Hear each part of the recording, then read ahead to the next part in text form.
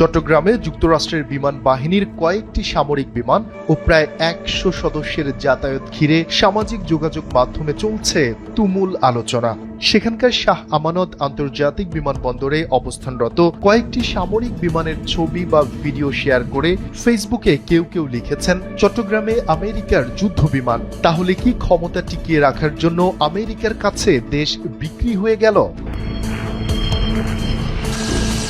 সামাজিক মাধ্যমে অনেকেই অভিযোগ করেছেন, ইউএস এয়ারফোর্সের এই অফিসাররা চট্টগ্রামের যে হোটেলে থাকছেন সেখানকার গেস্ট রেজিস্টার খাতায় নিজেদের নাম বা পরিচয় নথিভুক্ত করা ছাড়াই উঠেছেন। আসলে ঠিক কি ঘটছে চট্টগ্রামে ইউএস বিমান বাহিনীকে ঘিরে তা নিয়ে প্রতিবেদন প্রকাশ করেছে বিবিসি বাংলা। প্রতিবেদনে বলা হয়, বাংলাদেশের আন্তঃবাহিনী জনসংযোগ পরিদপ্তর আইএসপিআর মঙ্গল ও বুধবার 2 দিনের 2টি সংবাদ বিজ্ঞপ্তি দিয়ে জানিয়েছে, চট্টগ্রামে বাংলাদেশ বিমান বাহিনী ও যুক্তরাষ্ট্রের প্যাসিফিক এয়ারফোর্সের অংশগ্রহণে 7 দিনব্যাপী অপারেশন প্যাসিফিক এঞ্জেল 25-3 এর যৌথ মহড়া চলছে। অর্থাৎ সে কারণেই ইউএস বিমান বাহিনীর ওই সদস্যরা চট্টগ্রামে অবস্থান করছেন। অন্যদিকে ঢাকায় যুক্তরাষ্ট্রের দূতাবাসের ফেসবুক পেজেও এই যৌথ মহড়ার খবর পোস্ট করা হয়েছে। যৌথ মহড়ার সংবাদ বিজ্ঞপ্তিও দেয়া হয়েছে গণমাধ্যমে। এতে বলা হয়েছে, প্যাসিফিক এঞ্জেল মহড়ার মাধ্যমে প্রতিরক্ষা সহযোগিতা এগিয়ে নিয়ে যাচ্ছে যুক্তরাষ্ট্র ও বাংলাদেশ। আইএসপিআর এও জানিয়েছে, এমন মহড়া নতুন কোনো বিষয় নয়। এর আগেও বাংলাদেশের বাহিনীর সাথে যুক্তরাষ্ট্রের বাহিনীর এমন যৌথ মহড়া অনুষ্ঠিত হয়েছে।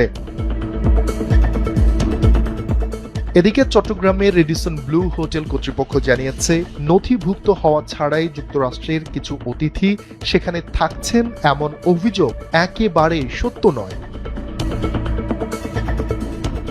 আইএসপিআর মঙ্গলবার দেয়া সংবাদ বিজ্ঞপ্তিতে জানিয়েছিল, এই মহড়ায় বাংলাদেশ বিমান বাহিনীর একটি C-130J পরিবহন বিমান, একটি MI-17 হেলিকপ্টার এবং প্যাসিফিক এয়ারফোর্সের 2টি C-130J পরিবহন বিমান অংশ নিয়েছে।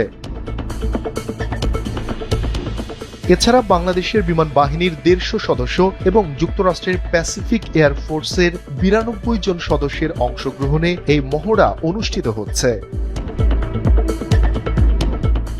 নাম প্রকাশে অনিচ্ছুক হোটেল কর্তৃপক্ষের একজন ঊর্ধ্বতন কর্মকর্তা বলেন, প্রায় 100 জনের একটি দল যুক্তরাষ্ট্র থেকে এখানে এসেছেন। অন্যান্য অতিথিদের যেভাবে হোটেলে পাসপোর্ট, ভিসা কপি দিয়ে উঠতে হয়, তাদেরও একইভাবে উঠানো হয়েছে। কিন্তু তারা যুক্তরাষ্ট্রের এয়ারফোর্স সদস্য কিনা তা নিশ্চিত নন বলে উল্লেখ করেন। তবে তারা সামরিক বাহিনীর বলে অনুমান করেন ওই কর্মকর্তা। শফিকুল ইসলাম শান্ত, NPB।